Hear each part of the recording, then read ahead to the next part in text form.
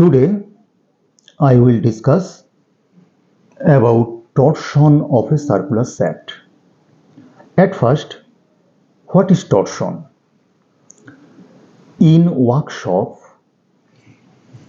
look at the board. This is shaft, this is pulley, this is another shaft and another pulley, and this is belt is passed over rim of the pulley. In workshop, a turning force F is applied either at the rim of the pulley or at any suitable position between the rim of the pulley and axis of the shaft to transmit motion or power from one shaft to another. The product of this turning force and the perpendicular distance between the point of application of the force and axis of the shaft. Look at this is turning force, this is axis of the shaft or pulley, and if this distance is r, the product of this turning force and this perpendicular distance is called torque or torsion or twisting moment or turning moment. And due to torque applied on the shaft, every cross section of the shaft will be subjected to shear stress. মানে torque অ্যাপ্লাইয়ের ফলে শ্যাফটের প্রত্যেকটা cross সেকশনে shear stress consume হবে. Now we have to calculate this shear stress and show different assumptions are made. First assumptions, the shaft material should be uniform throughout the length of the shaft. Okay. Second, the twist along the shaft is uniform. Third, the normal cross section of the shaft, which were plane and circular before twist, remain plane and circular after twist. And all the diameter of the normal cross section which were straight will remain straight with their dimension unchanged after twist. And these four assumptions will be justified if angle of twist and torque applied on the shaft are both very small.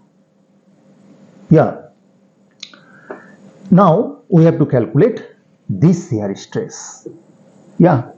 Or question may be in this form, prove that Fs by R that is equal to C theta by L. Now assume this is a shaft, this is a shaft of length L, this is side view of, and this is radius R, fixed at one end, and other end is free and subjected to torque T at the free end, due to which every cross section of the shaft will be subjected to shear stress. And a line, look at the figure, a line, this is AB, will be converted into AB dash, producing an angle phi at the surface and angle theta at the center.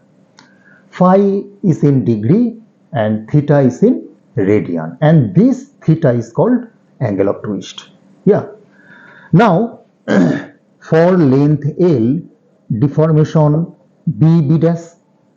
So for unit length B dash by L, and we know that deformation per unit length is called strain, and this is here shear strain.